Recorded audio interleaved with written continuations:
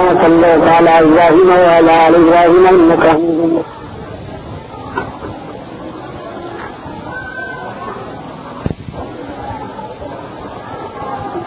صحیح بخاری کتاب الایمان کی احادیث جاری ہیں. باب یہ تطوع قیام رمضان من الایمان. رمضان کے مہینے میں نفل نماز پڑھنا یعنی تراویح ہے، یہ بھی ایمان کی ایک شاخ ہے، ایمان کی علامت. حدثنا اسماعیل قال حدثني مالک عن ابن شهاب عن حمید بن عبد الرحمن عن ابی ہریرہ ان رسول اللہ صلی اللہ علیہ وسلم قال من قام رمضان ایمانا واحتسابا غفر له ما تقدم من ذنبه. اللہ کے رسول صلی اللہ علیہ وسلم نے فرمایا کہ جس شخص نے رمضان میں قیام کیا ایمان کے ساتھ اور احتساب کے ساتھ، یہ دونوں لفظ وہی ہیں جو پہلے آ چکے ہیں اور تشریح میں کر چکا ہوں کہ ایمان کے ساتھ ہو، وہ شرک کے ساتھ نہ ہو. شرک اگر ہے تو پھر تو کوئی عمل قبول نہیں ہوتا. توحید کے ساتھ ایمان صحیح ہے اس کا، اور وہ یہ سمجھتا ہو کہ میں جو کچھ کر رہا ہوں یہ اللہ تعالیٰ کے لیے کر رہا ہوں، خاص اس کو خوش کرنے کے لیے. احتساب کرتا ہو، نیکی سمجھتا ہو اپنے کام کو اور اپنا محاسبہ کرتا رہتا ہو، تو اس کے تمام پچھلے گناہ معاف ہو جاتے ہیں.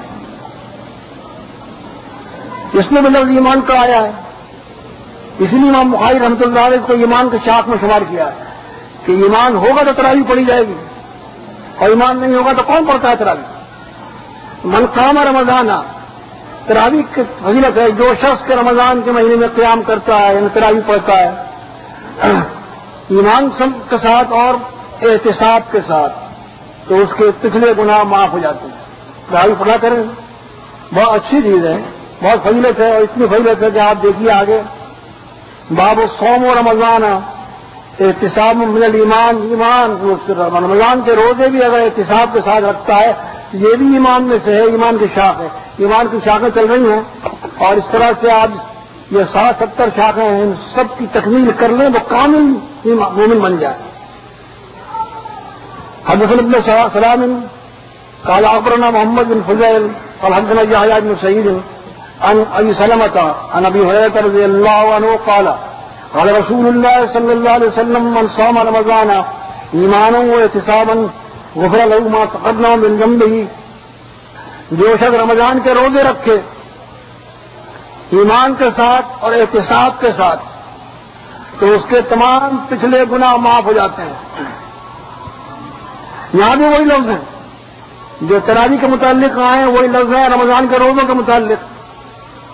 یعنی جتنا ثواب کہ رمضان کے روزوں کا ہے اور جو اس سے کیفیت پیدا ہوتی ہے گناہوں کے سلسلے میں، وہی کیفیت جو ہے تراویح سے بھی ہو جایا کرتی ہے.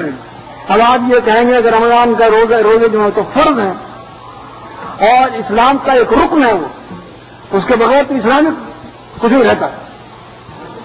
اور تراویح ایک نفل نماز ہے، یہ نفل نماز کا بھی وہی نتیجہ اور فرض اور رکن اسلام کا وہ نتیجہ برابر دونوں کیسے ہو گئے، یہ خیال پیدا ہوگا. لیکن دونوں برابر نہیں ہیں، یہ صرف ایک پہلو ہے اس کا جو یہاں بتایا گیا ہے کہ گناہ کی مغفرت کے لیے دونوں برابر ہیں. لیکن روزہ بہرحال روزہ ہے، وہ اسلام کا ایک رکن ہے اور فرض ہے. روزہ رکھنے کی جو سب سے بڑی فضیلت ہے وہ کیا ہے جو یہاں ذکر نہیں کی گئی، اور وہ ہے دوزخ سے بچانا. اگر آپ روزہ رکھیں گے دوزخ سے بچ جائیں گے. روزہ نہیں رکھتے دوزخ میں جانا پڑے گا. تراویح آپ پڑھیں گے ٹھیک ہے پچھلے گناہ معاف ہو جائیں گے، لیکن یہ اس میں اگر نہ پڑھیں آپ تراویح تو دوزخ میں جانے کی ضرورت ہے. ترک تراویح جو ہے وہ دوزخ میں نہیں لے جائے گا اور ترک روزہ دوزخ میں لے جائے گا. لہذا روزے کا فائدہ جو ہے وہ بہت زیادہ ہے تراویح سے کہ وہ دوزخ سے بچاتا ہے، اور یہ صرف گناہوں کے معافی کا سبب ہے. تو گناہوں کی معافی میں ایک پہلو میں تو دونوں برابر ہیں، لیکن روزے کا مقابلہ نہیں ہے. یہ گناہ جو معاف ہوا کرتے ہیں قرآن مجید کی روشنی میں آپ دیں گے، یا تو سارے گناہ معاف ہو کبیرہ اور صغیرہ سب معاف ہو جائیں، یہ بھی ہو سکتا ہے، اور یا یہ کہ قرآن مجید کی روشنی میں یہ ہو سکتا ہے کہ اللہ تعالیٰ فرماتا ہے ان تجتنبوا کبائر ما تنہون عنہ نکفر عنکم من سیئاتکم، کہ اگر تم بڑے گناہوں سے بچ گئے تو ہم تمام چھوٹے گناہ تمہارے سب ایسے ہی معاف کر دیں گے۔ تو ممکن ہے کہ اس میں چھوٹے گناہ مراد ہوں قرآن مجید کی روح سے، یا دونوں گناہ مراد ہوں۔ بہرحال یہ کہ اس قسم کی چیزوں سے آدمی کو دھوکہ نہیں کھانا چاہیے کہ چلو یہ سب گناہ معاف ہو گئے، اب کیا رہ گیا، تراویح پڑھ لیں گے اس سال روزے رکھ لیں گے، اب سارے گناہ معاف ہو گئے، ہر سال ایسے ہی کرتے رہیں گناہ معاف ہوتے رہیں گے۔ یہ ہر گھر میں نہیں ہے کہ آپ کرتے رہیں گناہ اس طرح کرتے رہیں کہ ہر گرمی کے ساتھ کر لیں گناہ پھر معاف ہو جائے گا، یہ بات نہیں ہونی چاہیے۔ گناہ تو ہوتے رہتے ہیں، وما اصابکم من مصیبت فبما کسبت ایدیکم یعفو عن کثیر، اور یہ تمہارے اوپر مصیبتیں آتی رہتی ہیں یہ تمہارے اعمال کا نتیجہ ہے۔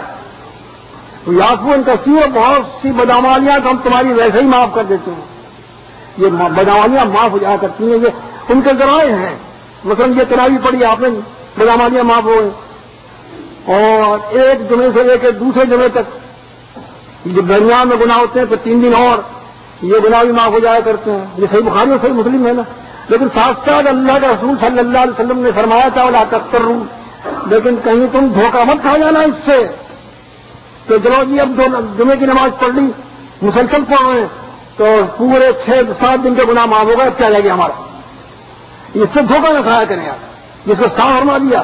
یہ دھوکے یہ فضیلتیں تو اپنی جگہ پر ہیں، لیکن کوئی شخص دھوکہ کھا کر صرف انہیں پر اتفاق کر لے تو یہ اس کا فریب نفس ہوگا، کام سب کرنے پورا اسلام ہے۔ باب ہے دین و یسر، دین جو ہے آسان ہے۔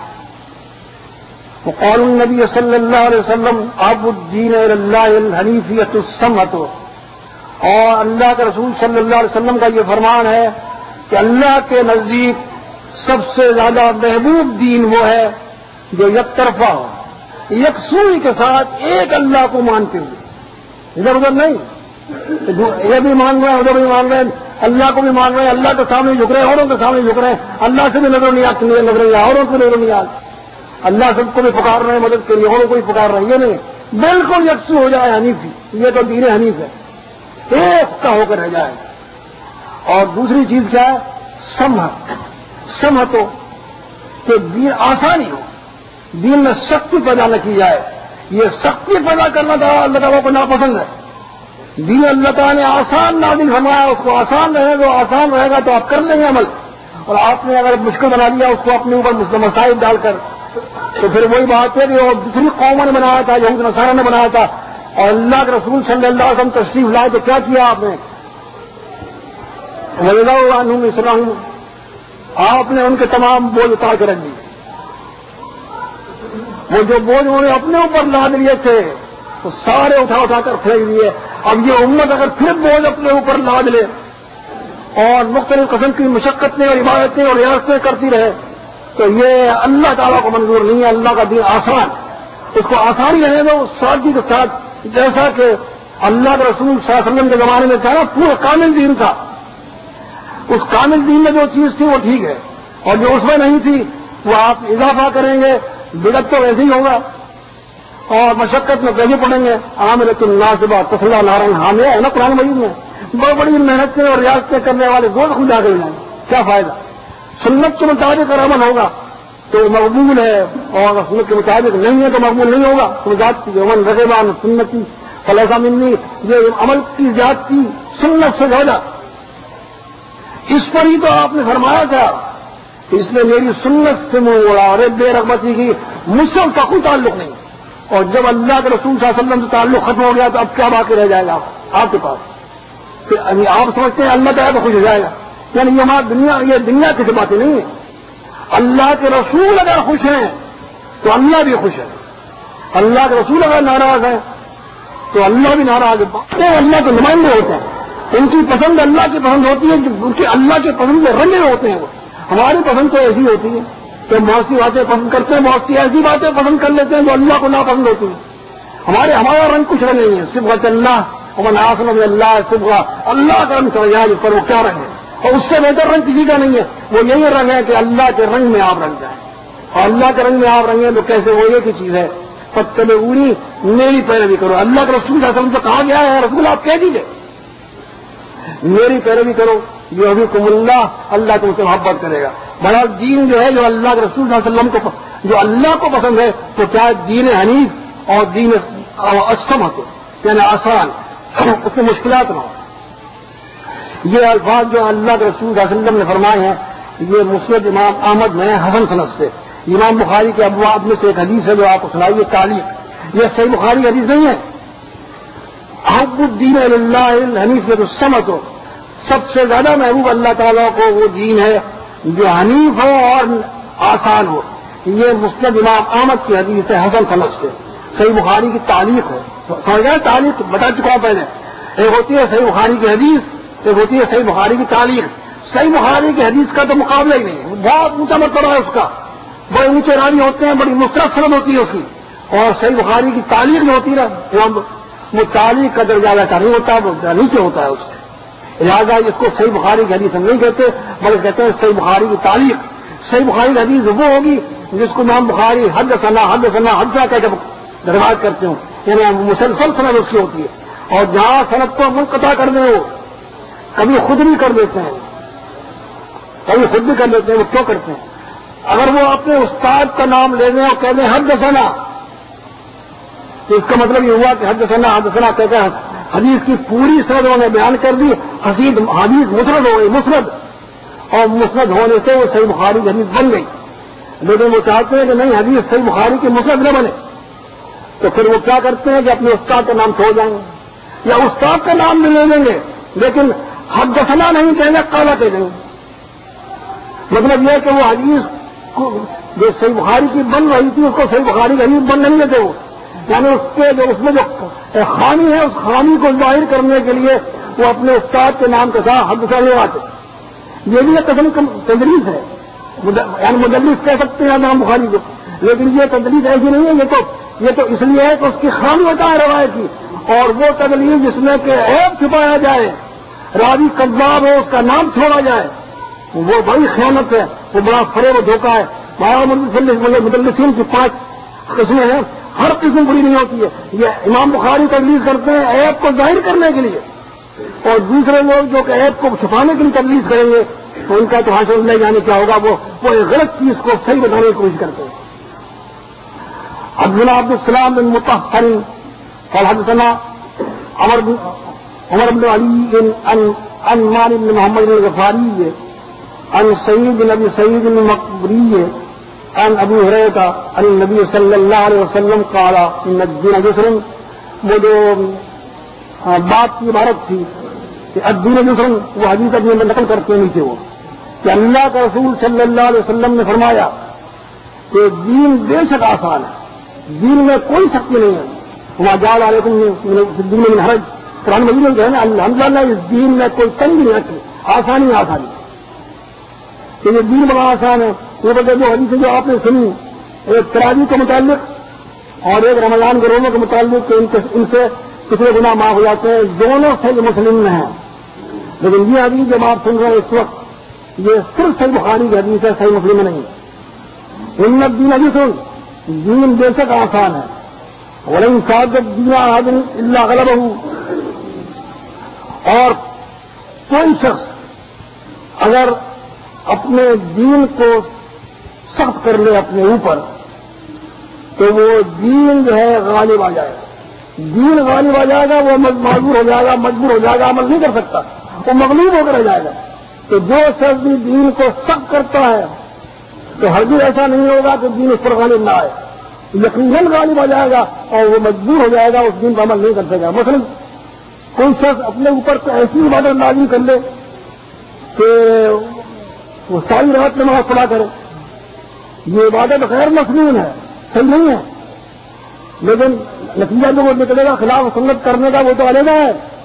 لیکن حقیقت یہ ہے کہ جب اس طرح سے وہ کرے گا تو ایک زمانہ وہ آئے گا تو اس پر یہ دین غالب آ جائے، اس کی نمازیں غالب آ جائیں گی اور وہ یہ نمازیں نہیں پڑھ سکے گا. تو یہ دین غالب آ جایا کرتا ہے. دین کو سخت بنائیں, آسان رکھیں, آسانیاں پیدا کریں, سخت نہ ڈالیں اس میں. اور وہ حدیث آگے آئے گی, یسروا ولا تعسروا, صحیح بخاری صحیح مسلم کی حدیث ہے. آسانیاں پیدا کرو, سخت نہ ڈالیں. بشروا ولا تنفروا, اور بشارتیں سناؤ, لوگ خود خبریں سناؤ تو یہ عمل کرو گے جنت مل جائے گی. تو تراویح اگر آپ پہلے گناہ معاف ہو جائیں گے, یہ خوش خبری ہے نا. اور سخت مسائل سناؤ, یہ کرو گے دونوں میں جاؤ گے, اور وہ جرابات پر جہنم میں جلو گے. تو اس سے وہ تنفر پھیلتا ہے نا. اور رغبت دلاؤ جنت کی, کہ جنت کی طرف رغبت ہو, اور وہ یہ سمجھے کہ ہمیں جنت حاصل کرنی ہے, حاصل کرنے کے لیے نیت ہر قسم بھی کریں گے. فسجدوا, لہذا اے ایمان والوں میانہ روی اختیار کرو. نہ تو یہ کہ بالکل چھوڑ دے کر رہ جاؤ عمل, اور نہ یہ کہ بالکل اتنے عمل کرو کہ وہ افراد تفریق اتنا ہو جاؤ. افراد تفریق نہیں ہے. کذالک جعلناکم امۃ وسطا لتکونوا شہداء علی الناس, سورہ بقرہ میں ہے نا. ہم نے جو اس امت کو وسط بنایا, وہ وسط. اور صحیح بخاری میں حدیث کیا ہے, وسط بنانے کا عدل. عدل کیسے کہتے ہیں؟ عدل کہتے ہیں انصاف کو. انصاف کو کہتے ہیں انصاف تمام دو حصے برابر کر دینا. یہ نکلتا ہے نصف مانے آدھا کہنا, نصف مانے آدھا. انصاف کو مانے آدھا کر دینا, آدھا ادھر آدھا ادھر, یعنی بالکل برابر کر دینا. انصاف میں انصاف اسی کا نام ہے جس کا جو حق ہے اس کو دے دیا جائے. تو یہ امت جو بنائی گئی یہ عدل ہے. عدل کیا؟ معتدل امت, متوسط امت ہے. ہر کام اس میں جو ہوگا اعتدال پر ہوگا, افراد تفریق نہیں ہوگی. ایسے کام نہیں ہوں گے جو کہ انسانوں سے ہو نہ سکیں, اور نہ ایسا ہوگا کہ بالکل ہی آپ کو بے عمل کر کے چھوڑ دیں. جیسے کہ مرجیہ فرقے کا عقیدہ عمل کرنی چاہیے کہ ایمان کافی, دل کا ایمان کافی ہے, وہ مرجیہ فرقے کا عقیدہ ہے. تفسدوا, میانہ روی اختیار, درمیانی چال چلو. وہ قاربوا, اور قریب رہو آپس میں. جو اللہ کے دین ہے اس کے قریب چلو, اب سے آگے بڑھنے کی کوئی قیمت کرو. وہ ابشروا, اور خوشخبری حاصل کرو. واستعینوا بالغدوۃ والراحۃ والشیء من الدلجۃ. غدوۃ یہ سفر میں جو لوگ ہوتے ہیں وہی الفاظ کو زیادہ جانتے ہیں. صبح کے وقت چلنے کو کہتے ہیں غدوۃ, اور شام کے بعد جو سب چلتے ہیں اسے کہتے ہیں روحا, اور رات میں چلتے ہیں اسے کہتے ہیں دلجا. یہ اللہ کے رسول صلی اللہ علیہ وسلم نے یہ غدوہ, روحا, دلجا کا استعمال کیے ہیں, اور ایک کنایتاً استعمال کیے ہیں. کنایتاً کہ صبح کا چلنا میں صبح کے وقت عبادت کر لو, شام کے وقت عبادت کر لو, رات کو عبادت کر لو. یہ تھوڑی سی عبادت کر لو, یہ ٹھیک ہے بات. یہ نہیں کہ ساری رات عبادت کریں گی, اور شیء من الدلجۃ, رات کو تھوڑی سی عبادت کریں. تو یہ سفر کرنے والے کو بھی ان اوقات میں سفر میں آسان معلوم ہوتا ہے. اس لیے اللہ کے رسول صلی اللہ علیہ وسلم نے فرمایا کہ ایسے وقت میں سفر کرو, عبادت کرو جو نشاط کا وقت ہے, آسانی سے عمل کر سکو. بہت زیادہ عمل کرنے کی ضمانت کی گئی ہے, اور کسی شخص کو نہیں چاہیے کہ وہ اپنے دین میں سختی پیدا کرے. دوسرا باب ہے باب الصلاۃ من الایمان. نماز ایمان میں سے ہے, نماز ایمان کی شاخ ہے. وقول اللہ تعالی, اور اللہ تعالیٰ کا فرمان ہے وما کان اللہ لیضیع ایمانکم, اور اللہ ایسا نہیں ہے کہ تمہارے ایمان کو ضائع کر دے. کیا ایمان کا لفظ نماز کے متعلق آیا ہے, لہٰذا امام بخاری رحمۃ اللہ علیہ ثابت کر رہے ہیں کہ نماز جو ہے وہ ایمان ہی ہے. اور ویسے ہے بھی من ترکھا فقط کفر ہے نا. اس میں ترمذی میں حدیث, جسے نماز چھوڑ دی اس نے کفر کیا. یعنی صلاتکم عند البیت, اللہ تعالیٰ تمہاری ایمان کو ضائع نہیں کرے گا. کیا مطلب اس کا؟ کہ اللہ تعالیٰ تمہاری نماز کو ضائع نہیں کرے گا جو تم نے بیت المقدس کی طرف منہ کر کے نماز پڑھی تھی, کعبے میں کھڑے ہو کر. عند البیت, کعبے میں اللہ کے رسول صلی اللہ علیہ وسلم کھڑے ہوتے تھے تو بیت المقدس کی طرف منہ کر کے نماز پڑھتے تھے, اور پھر 17-18 مہینے تک مدینہ منورہ پہنچ کر بیت المقدس کی طرف منہ کر کے نماز پڑھتے رہے. یہ کعبہ اس وقت تک قبلہ نہیں تھا.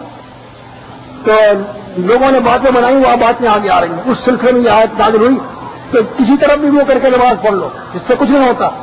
جیسا اللہ نے حکم دیا ویسا آپ نے کر لیا, بس آپ کا ایمان ٹھیک ہے. ایمان ضائع ہوتا ہی نہیں کسی میں. اصل چیز تو ایمان ہے. اعمال تو ایمان پیدا کرتے ہیں, اور اعمال کیا چیز ہے؟ اللہ تعالیٰ کے اطاعت, جیسا حکم ملا ویسا کر لیا. بس اگر ادھر منہ کرنے ادھر منہ کر لیا, ادھر منہ کرنے ہوں گے ادھر کر لیا. اور ہم دونوں صورتوں میں نے کی ہے. یہ نہیں کہ وہ جو انہوں نے ادھر منہ کیا تھا ان کا کوئی ایمان جائے جائے گا تو پہلے ادھر حکم ادھر کیوں انہوں نے حکم کیا, ادھر منہ کیوں کیا, یہ کوئی بات نہیں. تو اندل بیت سے مراد اندل بیت المقدس بھی ہو سکتا ہے, اندل بیت سے مراد اندل بیت اللہ بھی ہو سکتا ہے کہ بیت کعبے میں نماز پڑھتے تھے اور بیت المقدس طرف منہ کے نماز پڑھتے تھے, وہ ضائع نہیں ہوگی. یا 17-18 مہینے تک مدینہ منورہ میں جنہوں نے بیت المقدس طرف منہ کر کے نماز پڑھی ان کی نماز ضائع نہیں ہوں گی, اس لیے وہ بھی حکم کے مطابق تھا. حدثنا عمرو بن خالد قال حدثنا زهير قال حدثنا ابو اسحاق عن البراء ان النبي صلى الله عليه وسلم كان اول ما قدم المدينه نزل على اجداده وقال اخواله من الانصار. رسول اللہ صلی اللہ علیہ وسلم نے جب ہجرت کی اور آپ مدینہ منورہ تشریف لائے تو آپ اپنے ننیال میں ٹھہر گئے. ننیال یا ماموں کے گھروں میں ٹھہر گئے. منیال ننیال ایک ہی بات ہے, ننیال دونوں میں لفظی فرق ہے. جو منیال ہوتی ہے وہ ننیال بھی ہوتی ہے, مگر اس چیز کو بھی محفوظ رکھا ہے محدثین نے کہ صحابی نے اجداد ہی کہا تھا یا اخوال ہی کہا تھا, اور تو شکل یا دونوں بیان کر دی. انصار خاندان میں آپ کی ننیال تھی, آمنا مدینہ منورہ کی رہنے والی تھی. وَأَنَّهُ صَلَّى قِبْلَ بَيْتِ الْمَقْدِسِ 16 شهرًا اور 17 شهرًا, اور یہ کہ آپ نے مدینہ منورہ آنے کے بعد 16 یا 17 مہینے تک نماز بیت المقدس کی طرف منہ کر کے پڑھی. یہ بیت المقدس کی طرف منہ کرنے کا ذکر جو ہے قرآن مجید میں کہیں نہیں ہے, مگر پھر بھی یہ منہ کر کے نماز پڑھی جاتی ہے. وما جعلنا القبلة التي كنت عليها الا لنعلم من يتبع الرسول ممن ينقلب على عقبيه. اور جس قبلے کی طرف منہ کر کے آپ نماز پڑھتے رہے تو اس قبلے کو ہم نے اس لیے مقرر کیا تھا, ہم نے اس لیے مقرر کیا تھا. کون فرمایا؟ اللہ تعالیٰ, کہ ہم یہ دیکھیں رسول کی پیروی کون کرتا ہے. رسول کی پیروی بہت بڑی چیز ہے. جانچ کرتا ہے اللہ تعالیٰ کہ رسول کی پیروی کون کرنے والا ہے, اور ہم رسول کی پیروی کوئی سمجھتی نہیں ہے. معمولی چیزیں سب نے چھوڑ دو کیا ہے. وہاں تو اس کے لیے امتحانات ہوتے ہیں کہ رسول کی پیروی کون کرتا ہے. تو یہ اللہ تعالیٰ فرماتا ہے ہم نے مقرر کیا تھا اس کی وجہ کو بھی. اس کا مطلب یہ کوئی حکم نازل ہوا تھا اوپر سے, وہ حکم قرآن مجید میں کہاں. بیت المقدس کی طرف حکم منہ کرنے کا حکم قرآن مجید میں کہیں نہیں ہے. جب قرآن مجید میں کوئی نہیں ہے تو حکم آیا کہاں سے. اس کا مطلب یہ ہوا کہ قرآن مجید کے علاوہ بھی وہی آتی تھی اور یہ احادیث جو ہے وہی ہے. یہ نہیں کہ صرف قرآن مجید وہی ہے, احادیث وہی. یہاں پر 6 مہینے 16 مہینے یا 17 مہینے کا ذکر آیا ہے. 16 مہینے 17 مہینے آپ نے بیت المقدس کی طرف مسجد اقصی کی طرف منہ کر کے نماز پڑھی. یہ 16-17 میں ایک شک ہے نا, یہ کوئی شک کی بات نہیں ہے. اور اگر شک بھی اس میں ہے کہیے کہ 16-17 مہینے اندازہ ایسے کہا کرتے نا, تو 16-17 مہینے نماز پڑھی انداز. تو اگر اس کو بھی کوئی شخص قابل اعتراض سمجھتا ہے, اس کو باعث اعتراض سمجھ لے کہ حدیث میں ایسا آیا ہے. حدیث غور محفوظ ہے 17 اور 16 اور وہ 17 اور 16 کا اس میں وہ ہے شک پیدا ہو گیا صحیح چیز کون سی ہے. تو اگر حقیقت بات یہ ہے کہ یہ لوگ سمجھتے نہیں ہیں. حدیث میں جو چیز دین ہے تو اس دین میں کوئی شک نہیں. اور حدیث کا سیاق و سباق یہ 16 مہینے ہو 17 ہو یا 18 ہو یا 19 ہو, اگر یہ تعداد محفوظ نہیں دین کا کیا بگڑ جائے گا. اگر یہ تعداد محفوظ نہ ہو دین کا کیا بگڑتا ہے. اس سے نماز ظہر کی تھی یا عصر کی تھی, اس سے کیا فرق پڑتا ہے. فرق مجھے مسئلہ جو ثابت ہو رہا ہے وہ یہ کہ رسول اللہ صلی اللہ علیہ وسلم نماز میں بھول ہے, آپ نے کیا کیا سجدہ صاحب کیا. دین تو یہ ہے سجدہ صاحب کرنا, یہ تو بالکل محفوظ ہے. اب اگر کسی نے عصر کی نماز کہہ دی, کسی ظہر کی نماز کہہ دی, مسئلہ ثابت ہو جائے. اصل نماز کی عصر اور ظہر کی نماز کے اختلاف سے دین غیر محفوظ نہیں ہوتا, دین محفوظ رہے گا. لہٰذا یہ لاجانی اعتراضات ہیں. یہ بتاؤ دین محفوظ ہے کہ نہیں. رسول اللہ صلی اللہ علیہ وسلم کی کون سی چیز ہے جو محفوظ نہ ہو. ہر چیز میں محفوظ ہے. یعنی چھوٹی سی چھوٹی باتیں بھی آپ کی محفوظ ہیں, حتیٰ کہ پیشاب کرنا پخانا کرنے کا طریقہ سارا محفوظ. حالانکہ کوئی سے بتاتا نہیں ہے. بڑے سے بڑا انسان لے لیا آپ, دعوت کیا ہو تو مسئلے بن کر آیا ہوں, لیکن اس کی پوری زندگی میں آپ دیکھیں کہ پوری زندگی آپ اس کی بیان میں نہیں آتی, اس کی پوری زندگی سمجھ نہیں آتی ہمارے کیا ہے. مگر اللہ کے رسول صلی اللہ علیہ وسلم کی پوری زندگی حتیٰ کہ خلوت کی زندگی ہمارے سامنے ہے. کہ آپ کیا کیا کرتے تھے اندر گھر میں رہ کر. پھر ایسا ہی آدمی ہو سکتا ہے نا مسلم, ایسا ہی آدمی ہو سکتا ہے عالمگیر پیغام لے کر آنے والا, ایسا ہی انسان ہو سکتا ہے جس کی تعلیم جو ہے وہ عالمگیر ہو, دائمی ہو قیامت تک کے لیے. اور جب ایسی تعلیم آ جائے اور ایسا رہبر آپ کو مل جائے تو اب کسی نئے رہبر کی کیا ضرورت ہے؟ سیدھی بات ہے کہ اب نبی کی ضرورت ہی باقی نہیں, جس کا ایک ایک لمحہ ایک ایک شوچہ تک محفوظ ہو اور جس نے ہر شعبہ زندگی میں تعلیم دی ہو. اب اس کے آنے کے بعد اس کی ساری چیز محفوظ ہونے کے بعد اب ایسا کامل انسان کون سا ہے اس زمانے میں جبکہ تاریخ میں نویز میں موجود ہیں, ہزاروں بڑے بڑے عقیدت مند بھی موجود ہیں اور چھاپے خانے بھی موجود ہیں, ہر چیز موجود ہے, لیکن کوئی انسان اس وقت آئے آج بھی آپ کے نزدیک دیکھتے ہیں آپ کہ بڑے بڑے یہاں اس زمانے میں تو پیدا ہوئے انسان, کہیں ہر ہٹلر ہے اور کہیں وہ کارل مارکس ہے اور کہیں یہ ماؤ زے تونگ ہے, بڑے بڑے لیڈر پیدا ہوئے. اور بھی آپ پاکستان کے لگا دیں, آپ ہندوستان کے لیڈرس کو, لیکن آپ دیکھیے کہ ان کی موجود اس زمانے میں جب تک ہر چیز سخراوانی اور چھاپے خانے موجود ہیں, کسی ایک کی زندگی محفوظ نہیں ہے پوری طرح سے. یہ کیا معلوم یہ ہوا کہ یہ چھاپے خانے اور یہ دوسری سہولتیں جو آج مہیا ہیں یہ کوئی چیز نہیں ہے ایسی, اس کی کوئی ضرورت نہیں. اللہ کا رسول اللہ کو اپنے دین کی بات کرنی کی اس نے کر کے دکھا دیا بغیر چھاپے خانے بغیر کتابوں. اور آپ کو دیکھتے ہیں آپ اور محدثین کا کتنا کارنامہ اور جانبداری ہے. کوئی اچھی بات بھی اگر آتی ہے حدیث میں, مثلا یہ آج رسول اللہ علیہ وسلم نے سورج کو پلٹا لیا ہے نا, جو آ کے تعین سورج کو پلٹ آیا, محدث اب یہ کتنی خوب بڑی بات ہے. اچھا ہمارے رسول کے حکم سے ایسا بھی ہوتا ہے کہ کائنات اس کے تابع ہے, رسول کا اتنا مرتبہ ہے کہ اللہ تعالیٰ نے سورج کو بھی تابع بنا دیا اور اشارے سے سورج واپس آ گیا. تو برائی تو نہیں کی, اگر اللہ کے رسول صلی اللہ علیہ وسلم کی انگلی سے چاند کے 2 ٹکڑے ہو سکتے ہیں, سورج واپس آنا کیا مشکل ہے؟ کوئی مشکل نہیں ہے. لیکن اس کو تسلیم کیا کیونکہ صحیح بخاری اور صحیح مسلم حدیث ہے سکمل کمر کے موجود ہے, لیکن یہ بیچارہ صحابی نے نقل کیا, نہیں محدث نے تسلیم کیا اس کو. کیوں تسلیم نہیں کیا؟ اچھی بات تھی نا, موجودہ تھا, نہیں تسلیم. اس طرح سینکڑوں باتیں ہیں جو بڑی اچھی ہوتی ہیں, لیکن اچھی ہونے کی وجہ سے یہ نہیں کہ ہم اس کو محدثین تسلیم کر لیں کہ ٹھیک ہے اس میں کیا حرج ہے, ہمارے رسول کی تعریف ہی تو ہے. نہیں یہ ہے جانبداری. اب اس جانبداری کے بعد آپ دیکھیں کہ جو کچھ محفوظ ہوئی ہے وہ بالکل صحیح ہے نہیں, اور جب وہ بالکل صحیح ہے تو ہمیں ایک ایسا رہبر مل گیا, ایسا پیغمبر مل گیا جس نے ہر شعبہ زندگی میں تعلیم دی ہو اور وہ تعلیم آج تک محفوظ ہو. دنیا کے کچھ ہستی آج تک پیدا ہوگی نہ پیدا ہوگی انشاءاللہ کہ وہ ایسا جس کی زندگی ساری سامنے ہو. ایسا اسباب تو ہر 17 یا 16 مہینے تک آپ نے کعبے کی طرف اور بیت المقدس کی طرف منہ کر کے نماز پڑھی. وہ کہنا یجرہ ان تکون قبلۃ من قبل البیت, لیکن آپ کو پسند یہ تھا کہ کعبے کی طرف منہ ہو جائے. رسول اللہ صلی اللہ علیہ وسلم کی خواہش کیا تھی کہ کعبے کی طرف منہ کر کے نماز پڑھی جائے, یہ قبلہ ہو, یہ خواہش تھی. اور قرآن مجید نے ذکر کیا قد نری تقلب وجهك في السماء فلنولینک قبلۃ ترضاها. ہم دیکھتے ہیں کہ بار بار آپ کا چہرہ اوپر اٹھتا ہے, آپ کا چہرہ وہی کے انتظار میں کب وہی آئے کہ میں کعبے کی طرف منہ کر لوں. آپ گھبرائے نہیں, جس قبلے کی آپ کو خواہش کر رہا, جس قبلے کی آپ کو خواہش ہے, ہم اس قبلے کی طرف آپ کو عنقریب موڑ دیں گے کہ قرآن وہی کہہ رہا ہے, اور اللہ تعالیٰ بھی رسول اللہ صلی اللہ علیہ وسلم کی خواہش کو پورا کر رہا ہے. تو جب خواہشات کا اتنی قیمت قدر و قیمت ہے رسول اللہ صلی اللہ علیہ وسلم کی, تو آپ کی پیروی کا کتنی قدر و قیمت ہوگی, وہ تو دین بنتا ہے. تو آپ کو پسند یہ تھا کہ کعبے کی طرف ہو جائے. وہ انہو صلی اول صلاۃ صلی صلاۃ العصر, کعبے کی طرف منہ کرنے کا حکم نازل ہو گیا. بہت سی باتیں امام بخاری نے چھوڑ دی.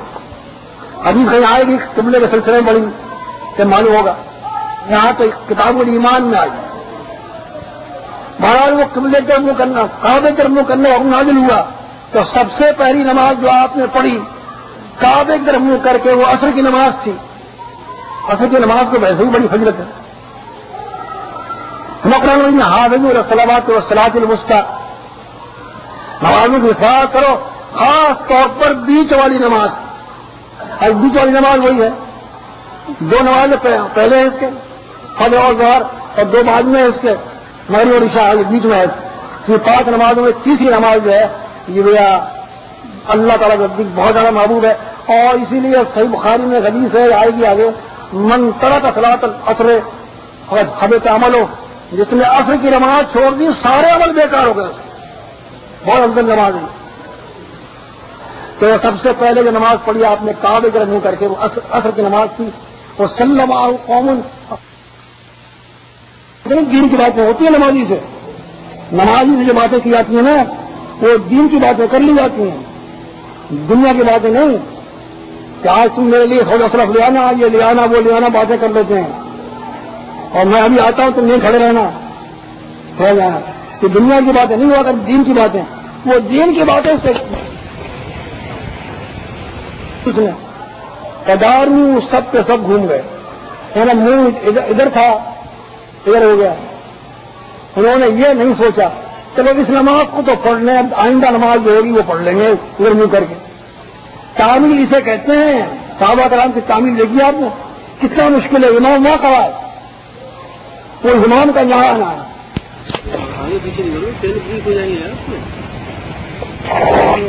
اس کو بنانا پڑے گا، منہ اپنا کرنا پڑے گا. پورا کوئی زاویہ ایسا نہیں، پورا زاویہ 180 درجے کا ہے. اس طرح سے منہ پھیرنا ہے. تو یہ سب کچھ کیا انہیں ایک آواز پر کہ اللہ رسول حسن نے ایسا کیا ہے. یہ سنت تھی یا حکم تھا؟ وہ کہتا ہے میں نے رسول اللہ صلی اللہ علیہ وسلم کے ساتھ نماز پڑھی، آپ نے مت کے اندر منہ کر لیا تھا. یہ آپ کا فیل تھا، اس نے بیان کیا یا حکم بیان کیا؟ فیل بیان کیا نا. تو اس ایک فیل پر دیکھیے آج فیل کا فیل کی خبر پہنچتی ہے اسے اور اسی فیل پر عمل کرتے ہیں. وہ کہتے نہیں بھائی اب تک جو حکم ہمیں ملا ہے وہ تو ہے فرض. اب تک جو ہمیں حکم ملا تھا بیت المقدس پر منہ کرو وہ تو ہے فرض، اور یہ ہوئی سنت. لہٰذا فرض کے مقابلے میں سنت ترک کر دی جائے گی. یہ مسئلہ کہاں سے بنا ہے؟ بھائی یہ سنت ہے وہی فرض ہے، اور جس طرح رسول اللہ صلی اللہ علیہ وسلم نے کیا وہی فرض ہے. آپ دیکھتے ہیں نماز کے اوقات مقرر ہیں نا، 5 اوقات ہیں نا. لیکن آپ وہاں دیکھیے مزدلفہ میں مغرب کی اور عشاء کی نماز پڑھی جاتی ہے ملا کر، مغرب کا وقت نہیں ہوتا. کیوں پڑھی جاتی ہے؟ سنت ہے. بھائی سنت ہے تو فرض تو یہ کہ مغرب کی نماز مغرب کے وقت پڑھو. مغرب کی نماز مغرب کے وقت پڑھنا فرض ہے، لیکن مزدلفہ میں مغرب کی نماز مغرب کے وقت نہیں پڑھی جاتی، عشاء کے وقت پڑھی جاتی ہے عشاء کے ساتھ. یہ تو ہے سنت اور وہ ہے فرض. فرض چھوڑا جا رہا ہے آج تک چھوڑتے ہیں ساری دنیا. کیوں چھوڑ رہے ہیں؟ یہ کیا بات ہے کہ سنت یہ فرض ہے، یہ اس لیے سنت چھوڑ کر فرض کرنا. بھائی رسول اللہ صلی اللہ علیہ وسلم پوری زندگی فرض ہے، اور جو کچھ آپ نے کیا فرض ہوئی ہے وہ فرض جو آپ نے کسی نے خبر کیا تھا وہ بھی وہاں ملتوی ہو جائے گا. وہ فرض ہے ساری زندگی، لیکن وہاں مزدلفہ میں اور وہاں عرفات کے میدان میں ظہر اثر ملا کے پڑھی جائے گی. وہاں وہی سنت ہے وہی فرض ہے، اس طرح پڑھنا پڑے گا. اور جو شخص وہاں یہ سمجھے کہ مجھے زیادہ ثواب ملے گا میں مغرب کے مغرب کو پڑھ لوں، عشاء کی عشاء کو پڑھ لوں، الگ الگ پڑھوں، تو اس کی نماز ہی ضائع ہو جائے گی. بیکار ہے. لقد کان لکم فی رسول اللہ اسوۃ حسنۃ. تمہارے نمونہ تو ایک ہی ہے. سب کے سب گھوم گئے ایک آواز پر. یہ کہتے ہیں کیا باتیں کہ بڑی بڑی باتیں آئیں گی. وہ خبر احاد حدیث کی قصے بتائیں گے میں آپ کو. 2 قسمیں مشہور ہو متواتر اور احاد. متواتر تو وہ جیسا بتایا تھا میں نے آپ کو کہ یہ ناک رکھ کے ہاتھ دھونا یا مردوں کو لٹانا یہ متواتر عمل ہے، یعنی مسلسل اور ترک نہیں ہوتا کہیں. ایسے ہی متواتر اس روایت کو کہتے ہیں جو بے شمار لوگ روایت کرتے ہیں ہر زمانے میں، ہر شخص کے منہ پر ہو، ہر شخص کی زبان پر ہو، ہر شخص کے عمل میں ہو، متواتر ہے. اور ایک وہ روایت متواتر نہ ہو تو اسے کہتے ہیں خبر احاد. وہ خبر احاد سے قرآن مجید پر اضافہ نہیں ہوتا. یہ مسئلے بنا ہے اصول فقہ کے، اور اس میں اور بھی بیٹھ جاتے ہیں بہت سے. اصول فقہ کے مسئلے بنائے ہیں کہ قرآن مجید میں بات آ جائے گی، اب اگر حدیث ملتی ہے وہ خبر احاد ہے تو ہم قرآن مجید ہی کو مانیں گے، حدیث نہیں مانیں گے. یہ ایک ہی آدمی کی روایت ہے. یہاں ہزاروں آدمیوں نے گواہی دیا کر، ہزاروں آدمیوں نے گواہی دی کہ قبلہ پھر گیا ہے. ایک آدمی نے گواہی دی ہے، خبر احاد ہے، ایک آدمی کی بات ہے. اس کے باوجود وہ حکم جو تھا جو متواتر تھا منسوخ ہو گیا، سب نے عمل کیا اس کے اوپر. تو معلوم ہوا کہ صحابہ کرام کے نزدیک خبر احاد کی حجت ہے، متواتر چیز، حتیٰ کہ قرآن مجید کی آیت منسوخ ہو جائے گی اس وجہ سے، اس لیے کہ منسوخ کرنے والا کون، دینے والا کون ہے؟ جو دینے والا ہے وہ بھی وہی ہے، ایک ذات ہے، اور جو منسوخ کرنے والا ہے وہ بھی وہی ہے۔ اسی نے یہ کہا یہ قرآن مجید میں تمہیں دے رہا ہوں اللہ کی کتاب ہے، آپ ایمان سے بتائیں اگر وہ وہی ہستی ہے کہ یہ قرآن مجید میں نے تمہیں دیا ہے اللہ کی کتاب نہیں ہے، آپ مان لیں تھوڑی سے قرآن مجید سے اللہ کی کتاب نہیں مانتے، اس نے گواہی دی ہے کہ اللہ کی کتاب اس لیے آپ مانتے ہیں، اتنی بڑی بات ہے۔ رسول کی حدیث میں یہ قوت ہے کہ وہ آپ کو قرآن مجید منگوا دیتی ہے۔ اگر رسول کی حدیث یہ ہوتی یہ قرآن مجید اللہ کی کتاب میں نے بنایا ہے تو آپ نہیں مان لیتے۔ رسول کی حدیث پر بار بتا رہے قرآن مجید کا، اگر رسول حدیث نہ ہو تو قرآن مجید کو کون مانے گا؟ حدیث پہلے آتی ہے، پہلے آتا ہے رسول امین، میں تمہاری طرح رسول امانتدار بن کر سب تک اللہ ہوتی ہوں، اللہ کرو میری اطاعت کرو، یہ پہلے صحیح بات ہے۔ اس کے بعد یہ کتاب نازل ہوا کرتی ہے، نہ معلوم کیا ہوتا ہے، کتاب تو فوراً نہیں آیا کرتی، کتاب فوراً نہیں آتی۔ موسیٰ علیہ السلام کو دیکھو تورات کب ملی ہے، وہاں فرعون سے تبلیغ کرتے رہے، مصر میں کرتے رہے، وہاں وہ غرق ہو گیا، پھر آ گئے یہاں وادی سینا میں آ گئے، اور جہاں بھی بنی اسرائیل سے نوالم کیا باتیں ہوتی رہی۔ بہرحال ایک وقت مقرر آیا کہ تو کوئی سورج بنایا گیا، 40 دن تک وہاں رہے، وہ 30 دن یا 40 دن، اور وہاں ان کو تورات ملتی ہے۔ کہ تورات سے نازل ہونے سے پہلے جو وحی آ رہی تھی یہ کیا تھا؟ یہ سب حدیث تھی۔ تورات کے نازل ہونے سے پہلے جو وحی آ رہی تھی وہ حدیث تھی، اور حدیث جو ہے وہ وحی ہوتی ہے۔ اس حدیث پر ایمان نہیں لایا فرعون کافر ہو گیا۔ یہ نہیں کہ وہ تورات پہ ایمان نہیں لایا، تورات تو ٹھیک نہیں، پیغمبر کی حدیث پر ایمان نہ لانے والا کافر، جو فرعون کافر، کیونکہ سارے قوم کافر رہے۔ وہاں یہ کہ وہ سب گھوم گئے قبلے کی طرف، کعبے کی طرف۔ وہ کہاں کے یہود وقت آجب ہم اس کان یصلی قبلہ بیت المقدس ہے وہاں کتاب، اور یہودیوں کو یہ بات بڑی پسند تھی کہ ہمارے قبلے کی رمو کرتے ہیں مسلم، بڑی پسند تھی۔ وہاں کتاب وہاں سمراج یعنی ہے، اس لیے کہ جب یہود ذکر میں آ گیا تو وہاں کتاب کتاب بنا مسلم ہو سکتے ہیں، سارا نہیں ہو سکتے،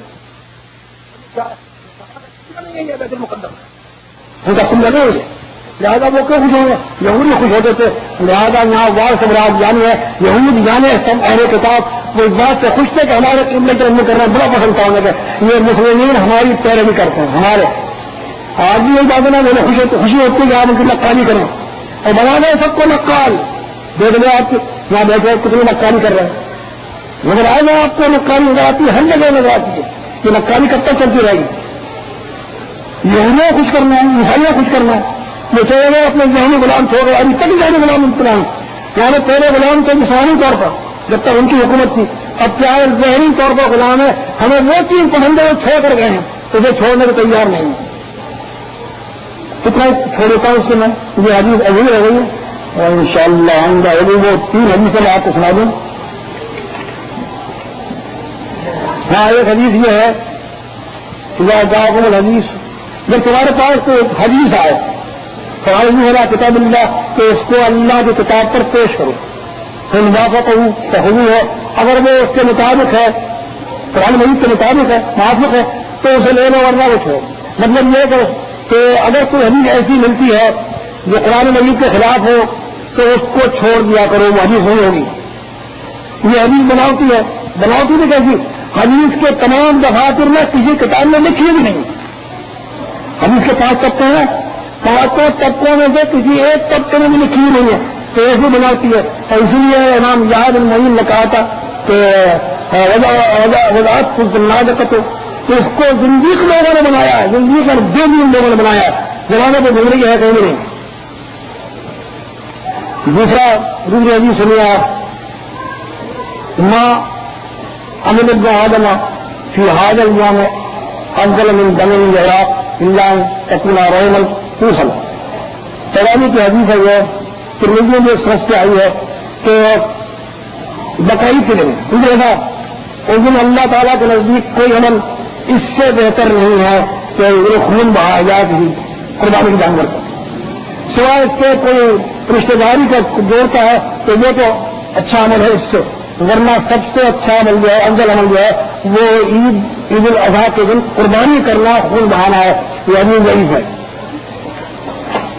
اسی قسم کی دوسری حدیث ہے الہی سنت ابیکم یہ ابراہیم، یہ قربانیاں جو ہیں تمہارے نبی تمہارے باپ ابراہیم کی سنت ہے. تو صحابہ کرام نے پوچھا کہ فما لنا فیہا، ان کی سنت ہے ہمیں کیا ملے گا، ہمیں بھی ملنا چاہیے. تو آپ نے فرمایا ہر بال کے علم، ہر بال کو جانور کے ایک نیکی لکھی جائے گی. تو صحابہ کرام نے پوچھا وہ روح تفصیل کہتے روح ایسی ان کو کہتے ہیں. تو آپ نے فرمایا کہ ہر روح کے بدلے میں ایک نیکی لکھی جائے گی. تو آپ نے فرمایا کہہ رہا ہوں آپ نے فرمایا نہیں، یہ حدیث ابن ماجہ میں ہے لیکن گھڑی ہوئی ہے، اور گھڑی ہوئی ہونے کے باوجود تمام رسالوں میں آئے گی، رسالوں میں آئے گی، تقاریر میں آئے گی. اور کوئی بھی بتائے گا کہ اس میں راوی کذاب بھی ہے. اور بتاؤں راوی کون سا ہے اس کا کذاب؟ اس میں ایک ابو داؤد نامی راوی کذاب ہے. ابو داؤد میں نہیں، یہ کتاب ہے ابو داؤد حدیث کی، یہ ابو داؤد دوسرا ہے، اس کا نام ہے نفی بن الحارث. ابو نفی بن الحارث کا نام ہے، تو یہ دوسرا ہے یہ نہیں ہے. تو امام ابو داؤد جو ہے وہ تو بہت بڑے معتبر اور بہت بڑے امام ہیں، اور یہ ابو داؤد جو ہے دوسرا اس نے حدیث گھر کر بنا دی ہے اور ابن ماجہ میں آ گئی ہے. دین میں سختی کے کام ہے، دین میں سختی کس قسم کی ہوتی ہے؟ کی طرف سے اور حرف اسلام نصارہ کا سردار تھا اس شام کے رہنے والی حضرت کی طرف سے جو گورنر تھا انڈیا میں یعنی بیت المقدس ہے اس کا نام ابن ناطور ہے. یہ ابن ناطور مسلم ہو جانے کے بعد بیان کرتا ہے اور امام زہری سے اس سے سن کر روایت کرتے ہیں. محدث اللہ حرق بنا قدیمہ انڈیا ازما یامن حدیث النفس سے وہ ابن ناطور کہتے ہیں کہ جب حرق بادشاہ بیت المقدس آیا لیکن صبح کے وقت بہت ہی پرارندہ خاطر تھا، بہت ہی مغموم نظر آ رہا تھا کہ حالت سب کے چہرے سے ایسی معلوم ہو رہی تھی کہ بہت ہی پریشان ہے. یہ انڈیا اس لیے آیا تھا جیسا کہ صحیح مسلم میں ہے کہ جب اللہ تعالیٰ نے اسے فساد پتا دی کسرا پر تو بطور شکریہ کے لیے اللہ یہ بیت المقدس آیا تھا شکریہ ادا کرنے کے لیے. اسی زمانے میں اللہ کے رسول صلی اللہ علیہ وسلم کا خط پہنچا اس کے پاس اور جب یہ وہاں ٹھہرا ہوا تھا تو اسی زمانے میں ایک دن کا ذکر ہے کہ صبح کے وقت یہ بہت پریشان حال نظر آ رہا تھا. اور بعضوں بتا رکھتے ہی تو اس کے سرداروں میں سے ایک سردار نے کہا مطارق کا یہ مطلق کی جمع ہے تو سردار والا چاہتے ہیں. ابھی تل کرنا آیا تھا آج آپ کی حالت ہمیں کوئی بری نظر آ رہی ہے. یہ کسی درباری آدمی نے کہا غالب بن ناطور مکانا حرق لو اجزا ابن ناطور کہتے ہیں اس سے آگے حرق بڑا نجومی تھا. اجزان یہ ممالک کا سیدھا ہے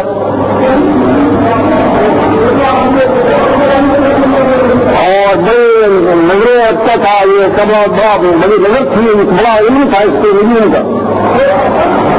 سوال ہوں جب لوگوں نے اس سے سوال کیا تو جواب دیا اس نے رہے تم محنت کا بنا نظر تو جب میں نے آج رات کو نظر کی تارے میں تو میں نے دیکھا کہ ملک الختان قد ظہرا کہ ختنہ کرنے والا بادشاہ غالب ہو گیا ہے. یہ ستاروں کو دیکھ کر اس نے بیان کیا اور یہ حقیقت ہے کہ اللہ کے رسول صلی اللہ علیہ وسلم ختنہ کرتے تھے اور تمام مسلم ختنہ کرتے ہیں. اور جو کچھ اس نے نجوم میں دیکھا تھا حقیقت میں ثابت نہیں ہوا. اثرات تو ہیں نجوم کے ذریعے کہ علم ہے لیکن علم ہونے کے معنی میں نہیں ہے اس کا سیکھنا بھی چاہیے، سیکھنا آ جائے. اور صحیح مسلم حدیث ہے جس میں پوچھنے آگے کا حال بیان کرنے والے کسی کتاب سے گیا اور اس سے کوئی بات پوچھی تو اگر تصدیق نہیں کی اس کی تو 40 سال تک 40 دن تک نماز قبول نہیں ہوگی. اور ابو داؤد میں حدیث ہے کہ اگر وہ تصدیق کر دیتا ہے اس نبی کی بات کو یقین کر لیتا ہے تو کافر رہتا ہے, کم ہوتا ہے. یہ علم اپنی جگہ پر صحیح ہے, اس کا فکر حرارت میں آئندہ کی بات کی معلوم کرنا یہ آپ کا کام نہیں, اور نہ ہمیشہ صحیح ہو سکتی ہے.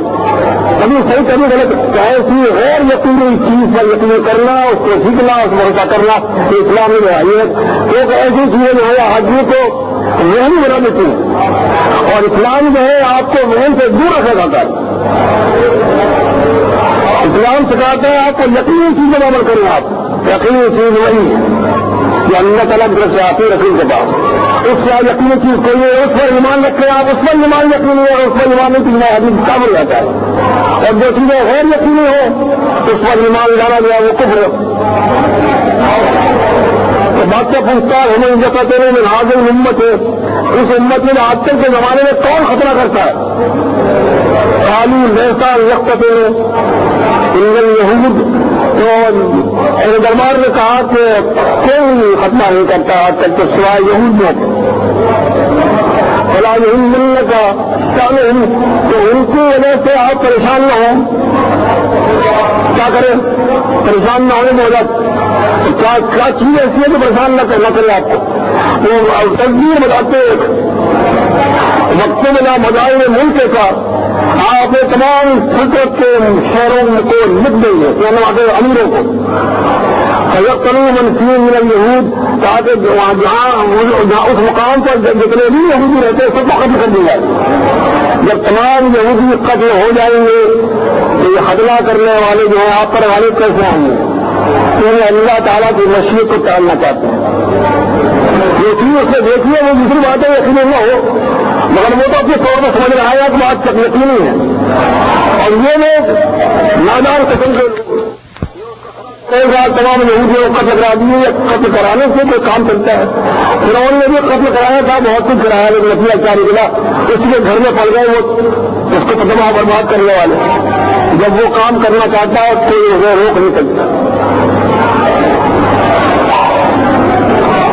دینا ہم اللہ امر ہوئی, وہ اسی سوچ وچار میں اور خود میں ابھی تھے. حضرت اصل ملک غسان یقبل عن خبر رسول اللہ صلی اللہ علیہ وسلم. اس وقت ایک آدمی وہاں پہنچا ہو کے پاس جس کو کہ غسان کے بادشاہ نے شاہ رقم کے پاس بھیجا تھا, اور وہ اللہ کے رسول صلی اللہ علیہ وسلم کی خبریں بیان کرتا تھا. ان کے متعلق سے علم تھا کہ وہ کیسے کیا ہے. مستقبر ہوں ہرقل نے اس سے سوالات کیے, پوچھا اس سے کالا ہوا اللہ. تمام سوالات اور جوابات کے بعد وہ بادشاہ کہتا ہے اس شخص کے متعلق اسے لے جاؤ اور لے جا کر دیکھو کہ یہ خطرہ کیے ہوئے ہیں انہوں. ایک مسلم شخص تھا اور وہی اللہ کے رسول صلی اللہ علیہ وسلم کا سارا حال بیان کر رہا تھا کہ اگر یہ خطرات کیے ہوئے تو سمجھ لو کہ وہ یہ مسلم میں نہیں ہوگا نہیں بھائی ہے, یہی جو قتل کرانے سے کیا فائدہ ہے. حد شروع ہو انہوں نے اس کو لے جا کر دیکھا اور آ کر بیان کیا بادشاہ کے کہ یہ خطرہ کیے ہوئے. تو سال عرب, تو بادشاہ نے اس سے پوچھا عرب کے متعلق, پہلے عرب وہ بھی ختمہ کراتے ہیں. آپ تو اس شخص نے بیان کیا کہ سب ختمہ کرتے, مسلم جتنے بھی ختمہ کرتے. اور کالا رکھ لو حاضہ ملک حاضر امہ خزارہ. اس نے کہا کہ اس امت اس زمانے کا بادشاہ یہی تھا اور یہ ظاہر ہو گیا ہے, یہی غالب ہو گیا. کتبہ ہرقل صاحب لہو رومیت, ہرقل نے خط لکھا رومیہ کے ایک شخص کو جو اس کا دوست تھا ہرقل کا. وہ کہا نذیر ہو پھر علم میں, اور علم نجوم میں اس کے نذیر تھا, یعنی بڑی بڑا مالکہ نہیں ہے. بادشاہ بھی ماہر, بادشاہ آ کے جب جان لیا کرتے ہر بادشاہ اپنے اپنے زمانے میں بڑے غالب ہیں. خانہ نہ خانہ کی بات چھوڑ دیں, غالب ہونا اور بات ہے, خانہ نہ خانہ ہونا اور بات. تو وہ بھی بہت بڑا نمونہ تھا. وہ سارا ہرقل الہ ہنسا, اور ہرقل جو ہے وہ روانہ ہو گیا بیت المقدس سے فرس کی طرف. ہنس شہر کا نام ہے ہنس میں. علم یرن ہنسا آتا کتاب صاحب ہی یرن نہیں چھوڑا گیا اپنا. یہ رحمن راما یرن سے یرن بن گیا لم لگانے سے لم یرن. اس میں ابھی ہنس تھوڑا نہیں تھا, آگے جانے والا تھا کہ اس کے دوست کا خط آ گیا. یعنی اس کو کل سے نہیں تھا, اس نے خط نہیں دیا جواب.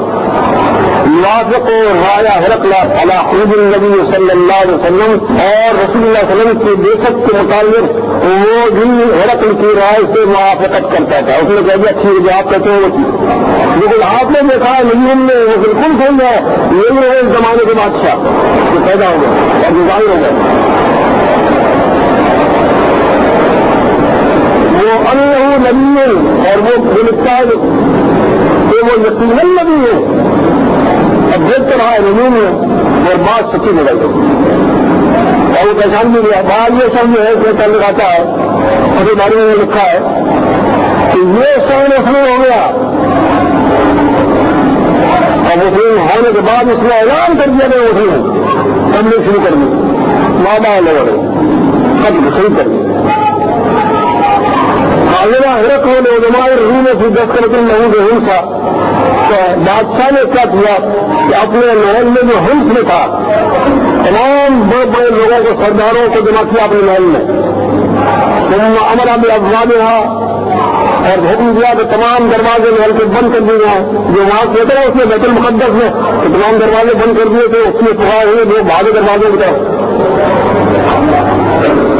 ہمارا بھی افواد ہے, اس چیز نے کیا بابا دروازے بند کرنے کا ضرور نہیں آیا. ہمارا بھی افواد تک اور تمام دروازے بند کر دیے گئے. سمت چلا, پھر اس نے اپنا درشن کرایا. ابھی بادشاہ کہا کرتے ہیں اوپر سے بھاگتے ہیں, ادھر بہت دیدار کراتے ہیں اپنا. تو بادشاہ کو ہم کو آگا ہاتھ بھی دیتے یا قلعوں میں جا کر دیتے ہیں, خاص طور پر اندر بادشاہ کا بہت بڑا اس کا مسائل تھا. وہ تو اس طرح دسل کرایا کر رہا ہے اسے معمول ہو کسی لوگوں کا, اور ہندو تو کرتے بھی درشن کرتے تھے کیا معلوم کا معمول ہو کر بعد میں وہ درشن کرایا کرتے تھے بادشاہ لوگ. اس نے بھی اوپر اپنا جھانکا اوپر سے کہا یا معاشر روم ہے, اس نے کہا ہے روم کے لوگوں اللہ کون پھول فلاح ہے, کیا تمہاری قسمت میں مجھے فلاح و بہبود ہے, ہر رزق ہدایت تمہاری قسمت میں ہے. ملک کو تم, اور کیا تم چاہتے ہو کہ تمہاری سلطنت باقی رہے. اور تمہاری حاضر نبی تو اس نبی کے ہاتھ پر بیٹھا, یہ بادشاہ کم نہیں کر رہا. وہ بھی سوچ لیا کہ نبی ہے, اور وہ نبی بھی سوچ لیا نبی نہیں ہے, اور اہل کتاب سبھی کو جان گئے تھے نبی ہے. کون نہیں جانتا تھا؟ اللہ تعالیٰ نے گواہی دی ہے, سب جانتے ہیں. کافی حوصلہ عمر میں سے لبواب تو اس طرح سے بھاگے دروازے کی طرف, وہ جیسے کہ وہ جگہ بھاگتے ہیں. ہلنے تک تو دیکھا کہ تمام دروازے بندے نہیں تھا. نفرتا ہوں والے سامنے ایمان, جب حضرت نے دیکھا کہ یہ نفرت کرتے ہیں اسلام سے, تو ان کے ایمان لانے سے مایوس ہو گیا. پہلے بار بیت المقدس سے تبلیغ کی, نہ وہ اس کی پکار ہوئی, اور ابو سفیان مرا نکال دے گئے وہاں سے. یہاں بھی وہ اس کی پکار ہے اور بھاگ رہے ہیں دل طرف سے کہ یہ کیا کوئی تبلیغ کر رہا ہے. اگر اردو ہو رہی ہے تو بادشاہ نے کہا ان سب کو واپس نہیں آؤ. ان میں تم سے بقایا کی عارفن اختر میں شدت اللہ دین کم, میں نے تم سے یہ بات کہی تھی کہ نبی کے ہاتھ پر بیٹھ کر لو, تو میں یہ دیکھنا چاہتا تھا کہ تمہاری ایمان میں کتنی قوت ہے. مجھے یقین کرے میرے کہا تم نہیں تم ایمان لیا ہے, تمہارے ایمان کی جانچ مجھے کرنی تھی. فقط رہے تو میں نے دیکھ لیا تم بڑے پکے ہو ایمان میں. تو نہیں ہو سب نے اس کو سمجھا دیا. بولے دفن دینار کرائی رہے تھے سجدہ کیا اور سب اس سے راضی ہو گئے، بولے سب ناراض ہو گئے تھے، یہ کیا بات ہے تبلیغ کر رہا ہے اسلام کی، دو مرتبہ تبلیغ کر کے دے دیا اس نے رعایا نہیں مانی، کال ذالک آخر سال ہرق لا، اور یہی آخری حالت رہی ہے کہ ہرق آخر تک ایمان مل جایا، اور پھر اسلامی فوجوں کے مقابل آ گیا وہ حضرت صدیق اللہ تعالیٰ عنہ اجمل رضی اللہ تعالیٰ عنہ کے زمانے میں جو جہاد ہوئے ہیں ان میں جہاد اسی حرق کی فوجوں سے ہوتے رہے، اور اس کی خیریت کے ترقی وغیرہ بحال باقی رہی، اس لیے کہ اسلام اللہ کے رسول صلی اللہ علیہ وسلم کے ماں مبارک کی بڑی تعمیر تھی، اور وہ کسرا جس نے اللہ کے رسول صلی اللہ علیہ وسلم کے نام مبارک کو چاپ کر دیا تھا، اس کے تک کے ایسے ترقی ہو گئے کہ نام نکال نہیں دیا، موت جلدی مٹ گیا تھا، حضرت عثمان کے زمانے میں تو اس کو آخری بادشاہ تعین ختم ہو گیا، اور پورا ایران جو تھا وہ سلطانی حکومت میں شامل ہو گیا۔ حضرت روا سوال بن کیسان مامر ظہری ہے، یعنی امام ظہری سے عید سے روایت کرنے والے امام شعیب نہیں ہیں بلکہ سوال بن کیسان بھی ہیں، یونس بھی ہیں، اور مامر بھی ہیں، بڑے بڑے امام یہ جتنے بھی ہیں، تو لوگوں امام ظہری کی حدیث کو روایت کیا، امام ظہری اس ٹکڑے کو روایت کرتے ہیں تو اس سے ابن ناصر سے بعد مسلموں سے مل یہاں پہنچ کر صحیح بخاری کی 6 حدیثیں ختم ہو جاتی ہیں، اور کتاب الوحی بھی ختم ہو جاتی ہے، کتاب الوحی میں آپ نے 6 حدیث سنی، میں خلاصہ بیان کر رہا ہوں، اور یہ 6 کی 6 حدیثیں سب سے مسلم میں ہیں، صحیح بزرگ ہیں، اس کے معنی یہ ہے کہ آپ نے 6 حدیثیں جو سنی ہیں وہ حدیث کی اعلیٰ ترین صحت کے لحاظ سے حدیث سنی ہے، اس سے وجہ سے نہیں ہوتی، دونوں کتابوں میں حدیث آتی ہے وہ سب سے اعلیٰ ہوتی ہے، یہ 6 حدیثیں آپ نے سنی اعلیٰ ترین درجے کی حدیث ہے، پہلے حدیث سننے والا والا بن گیا یہ آپ نے سنی تھی، دوسرے حدیث وہی کی کیفیت کے سلسلے میں وہ جھنکار زنجیر کی جھنکار کے بعد کیسی ہوتی ہے، اور اللہ فرشتہ آتا ہے انسانی شکل میں، اور تیسری حدیث ہوا جس سے سورہ اقرا نازل ہوئی ہے، وہی پہلی وہی نازل ہوئی ہے، اور اسی میں وہ ٹکڑا بھی شامل ہے، سورہ مدثر نازل ہونے کا، اور چوتھی حدیث ہوا ہے جس میں لا تحرک میں انسان کا کہ آپ جب وہی نازل ہوا کریں تو آپ اپنی زبان کو ہدایت نہ کریں،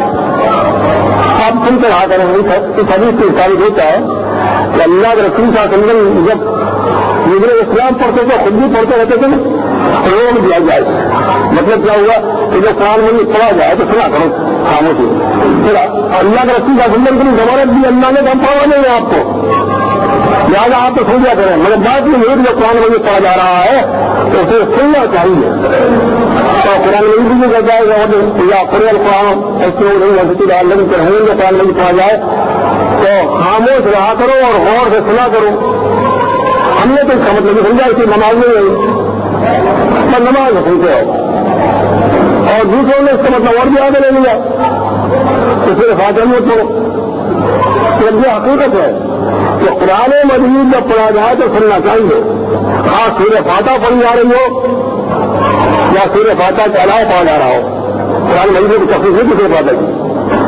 اور جو صحیح مسلم کی حدیث ہے وہ ابو سعید رضی اللہ تعالیٰ عنہ سے کہ اذا قرأ فانصتوا، جب وہ امام پڑھا کرے تم خاموش رہا کرو، امام صحیح مسلم نہیں تھے، اور ایک اور حدیث ابو داؤد میں جناب ابو داؤد کہا ہے ضعیف ہے اور میرا سے امام مسلم صحیح مسلم لکھتے ہیں میرا دل صحیح ہے وہ بھی صحیح ہے، مگر اس کو میں صحیح مسلم میں اس لیے نہیں لکھتا،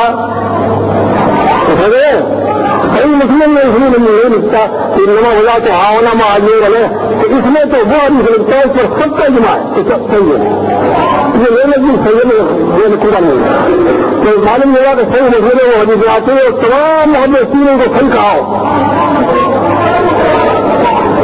تو جب امام پڑھے تو خاموش ہونے لگے، اب آپ کہیں گے صاحب سورہ فاتحہ تو فرض پڑھنا، میں بھی مانتا ہوں فرض ہے، تو سچے کال کے لیے سچے اسی میں تو ہے، اور جب یہ حدیث صحیح طور پر ثابت ہو گئی، اور عبداللہ بن عمرو بن العاص رضی اللہ تعالیٰ کی روایت سے بہتری ہے صحیح سلف سے کتاب القرآن امام بہتری تھی کہ آپ جب خاموش رہتے تھے تو ہم پڑھتے تھے، اور جب آپ پڑھتے تھے تو ہم خاموش ہوا کرتے تھے، پھر جب دوبارہ آپ خاموش ہوتے تھے سبتا کرتے تھے تو ہم پڑھیا کرتے تھے. اس حدیث نے بالکل ثابت کر دیا کہ امام کے ساتھ نہیں پڑھنا سورہ فاتحہ کو, اور قرآن مجید کی مخالفت نہیں کرنی ہے اور نہ حدیث کی مخالفت کرنی ہے. حدیث بھی کہتی ہے امام پڑھے خاموش رہو, قرآن مجید بھی کہتا ہے قرآن صحیح پڑھ جائے تو خاموش رہو. لیکن قرآن مجید کو تو ہم مانتے نہیں, آپ تو جانتے ہیں نا. اب پھر حدیث پیش کرو, اور حدیث سے بھی کیا ہے ضعیف بھی ہو, صحیح ہو, جیسی بھی ہو. قرآن مجید سے کوئی عظمت باقی رہی ہے, وہ نہ تو اس کی وہ عظمت باقی رہی, عظمت تعظیم سے نکلا ہے نا, تعظیم سار اللہ فإنا من تقوى القلوب ہے کہ جو شخص کے تعظیم کرتا ہے اللہ کی چیزوں کی, اس کے دل کا تقویٰ ہوا کرتا ہے, تقویٰ ہوگا.